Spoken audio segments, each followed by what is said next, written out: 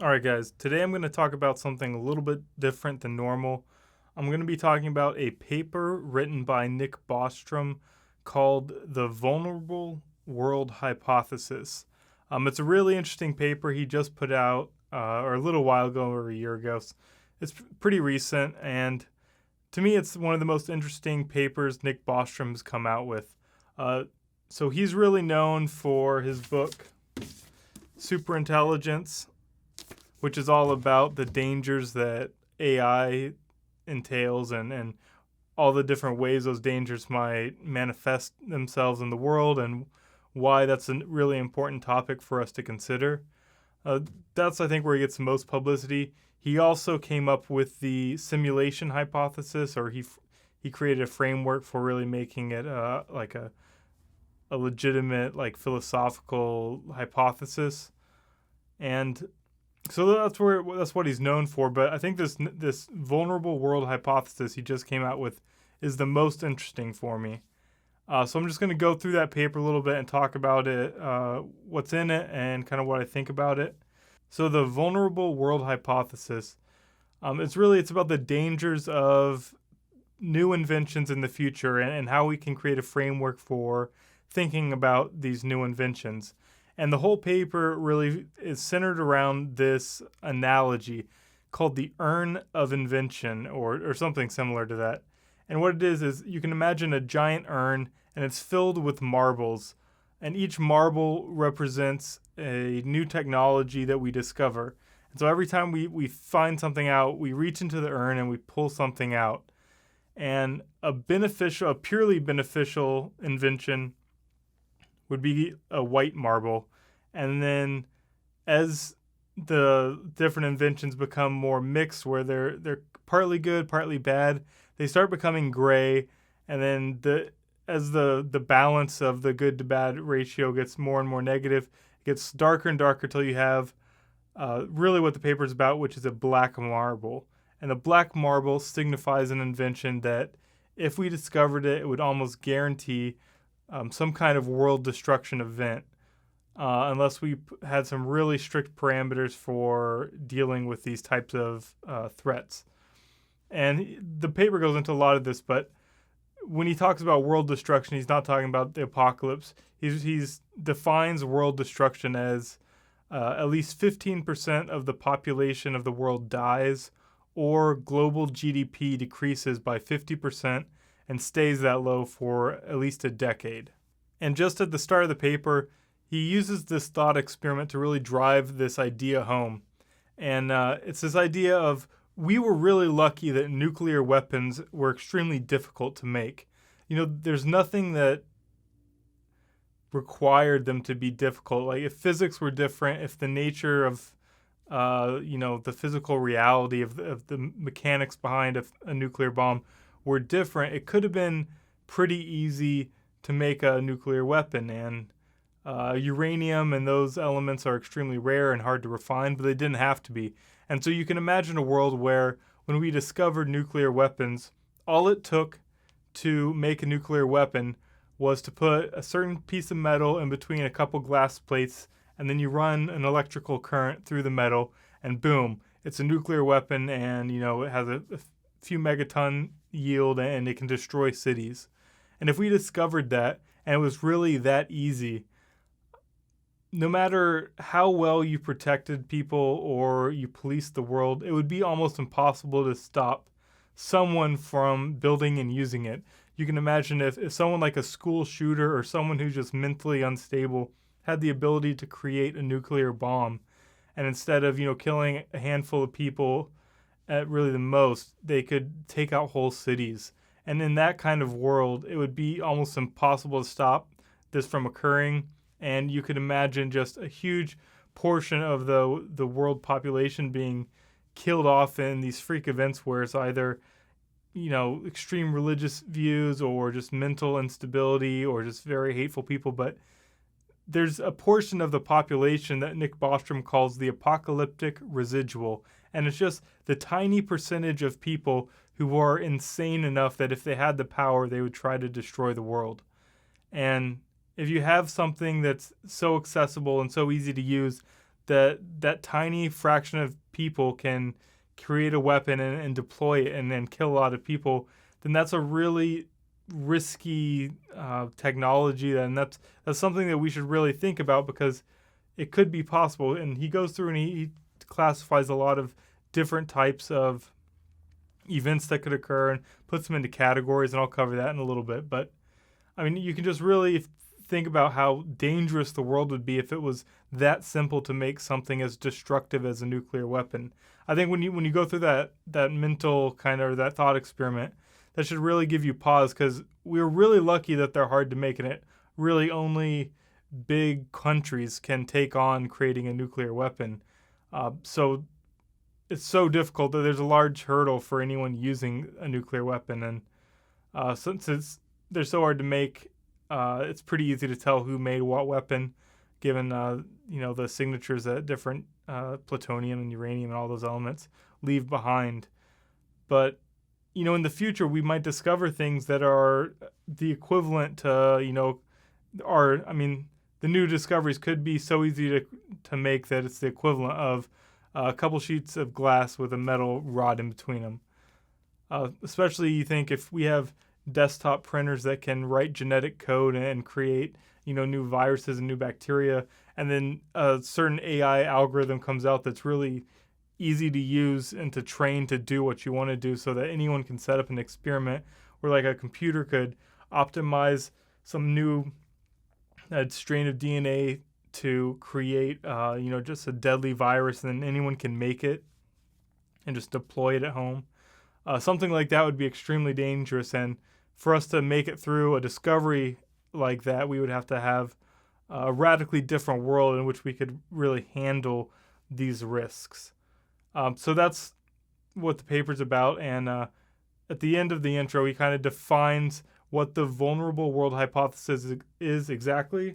So the hypothesis is that the urn contains at least one black ball, and that when we discover this black ball, the world will face a huge level of destruction unless we have sufficient and really an unprecedented level of policing and preventative policies.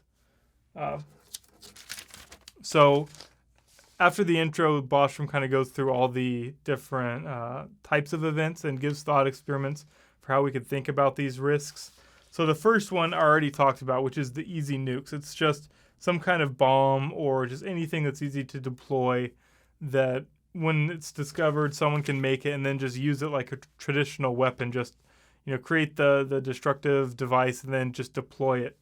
But there's other types of risks that we need to look at. So the next type is the next two types actually look at different types of incentives and how different technologies combined with certain incentives could create a risk that the world would face some kind of destruction. So in this example, he goes back to nuclear weapons in his thought experiment, at least. And it's the next category of event. It's something where when you discover a technology like a weapon, every person that discovers it has a really large incentive to use it immediately and on their enemies and just strike first. And it's what he calls the safe first strike. So back in the Cold War, when the U.S. and the Soviet Union were at arms, both sides kind of knew that if they deployed their nuclear weapons or attacked the other person, that the other country would have enough capabilities to respond. So neither country could attack the other with nuclear weapons without knowing that there was going to be a return volley of nuclear weapons, and you're pretty much both guaranteed to be destroyed. But you can imagine a situation where you had nuclear weapons with the capability that if you struck first, you could be 100% sure that there would be no return volley. And if you discovered this and you thought that another country was going to discover that weapon, there would be a large incentive there to go ahead and strike first and use that weapon while you still had the chance. Because if the other country discovered it and they used it against you, you would have no way to retaliate. You'd just be completely destroyed. And so it's just a little alteration to the dynamics of the Cold War. And we could have had a situation where both sides had a huge incentive to use their nuclear weapons, when in reality they both had a huge incentive not to use them, because they knew they were going to be at the receiving end of nuclear weapons shortly after they used their own. So that's a type of risk that we need to be aware of. I think it's probably not as risky as some other ones, or it's not as hard to work around, because if you had a cooperative government, it's unlikely that you could find a situation in which you'd use it, though there are pairs of countries that are still so at each other's throats that they might use a weapon like that. But that's another category of destructive technology that we should be on the lookout for.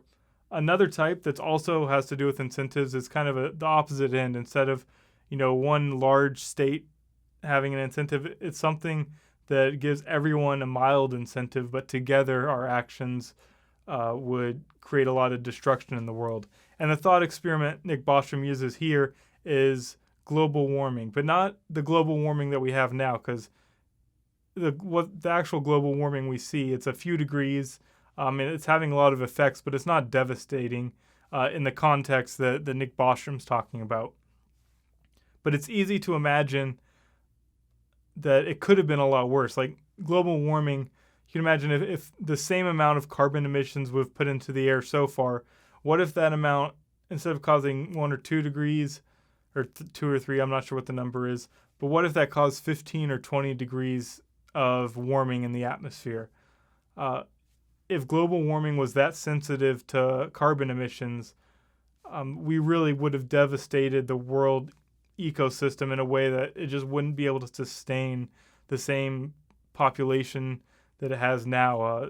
But storms like hurricanes would just be so massive, they would just destroy everything, and crops would fail across all the breadbasket of the world where everyone farms now, and it would wreak so much havoc that you're definitely going to get a 50% decline in GDP at least, and a huge chunk of the world could die. But in that situation, that's not a country deciding that. That's just everyone collectively deciding to kind of follow their own short-term incentives. But collectively, we all contribute to something that could impact the world so bad that it creates this kind of global devastation that the paper talks about. So the last category is something that Bostrom calls surprise strangelets. And these are just things that we don't see coming when we're researching or testing something that just triggers a global devastation. And I think some of the risks he put forth in superintelligence kind of fall into that category. But in this one, he uses another example from history, again with nuclear weapons. And this goes back a long time ago when we were first testing nuclear weapons in the United States. There was a physicist, who thought that there was a possibility that when we detonated the first atomic bomb, that it would have ended up creating a chain reaction that would have released the atomic energy from the atoms in the atmosphere, and it could have created a chain reaction where we set off this bomb, and then the atmosphere itself becomes a giant nuclear bomb. And if that chain reaction took off, like the world's atmosphere would all be just one atomic bomb, and it would have just wiped pretty much all life off the planet and just pretty much killed everything except for maybe a few forms of bacteria. And the scientists at Los Alamos research during on the Manhattan Project, they took it seriously and they made calculations and they looked at it, like this was a real possibility, and they ended up calculating that it wasn't going to happen, or they didn't think it was going to happen. And when they detonated the bomb, it didn't happen. So they were right there. But there was a possibility there that, detonating the bomb could have set off a chain reaction in the atmosphere. And then a few years later, they were testing a new type of bomb at Castle Bravo. And it was they were using a new type of uranium or something. And they did the calculations for the yield, but what they didn't realize was that there's another variation of their uranium that they didn't think was going to end up having a nuclear reaction. And when they tested the bomb, more than half of the power of the bomb came from this other element. and that when they tested the bomb, the output was more than double what they expected, and it irradiated a bunch of islands. It destroyed a lot of the test equipment. It was a massive failure, just because they were so off in their predictions for how big this bomb was going to be. And this was after they already made a bunch of bombs. So you can imagine, so in the paper he talks about how lucky we are that they made the mistake on that calculation, and they didn't make the mistake on the calculation about whether the atmosphere was going to take off in this nuclear chain reaction. And Bostrom talks about, there could be another technology like that in the future where either we make a mistake or we're just ignorant to what could happen, and we release something that just takes off and kills a lot of people, even though no one meant to. It just it happens. Like we're testing bio weapons or something like that, and they just accidentally release something that kills everyone or kills enough people to cause global devastation. So those are the four categories that Bostrom outlines. They're all really interesting. They're all interesting thought experiments. I'll link the paper below, so if you can look at it if you want. But the last bit about the paper is just about how we could prevent this from happening. So Bostrom talks about that if we want to prevent all these different categories of risks, there's four ways we can do it. And the first way is that we could stop all technological progress. And that way we'll never discover anything new. We won't pull a marble out of the urn. And then if there is a black marble in the urn, we'll never have to deal with it. But he dismisses this as extremely unlikely that you could ever enforce this, or really even that you would even want this. Because we're always going to be inventing things, and it's just not possible to constrain humanity to that degree. The second thing we could do was eliminate all the diversity of human motives, because it's the diversity in human motives that gives rise to the apocalyptic residual that he talks about, the percentage of people that would use a technology like this in a negative way. But he dismisses this as something that he thinks is rather unlikely, just because it's very dystopian and unlikely to ever come about, just because no one would want to take that path. It'd be too unpleasant. I think there's a movie called Equilibrium that is very similar to that, where the entire world is taking some pill that kills all their emotions so that it kind of simplifies their motives and they're easier to control. It's a good movie if you want to look at it. Kind of version of The Matrix before it came out, or at least the action is. But both of those Bostrom thinks are ways of prevention that we're not going to see, or we're not going to actually do, because they're just not really feasible to do or feasible to enact. So the last two ways of prevention or control are what he really thinks are the paths that we're going to go down. So one is effective preventative policing.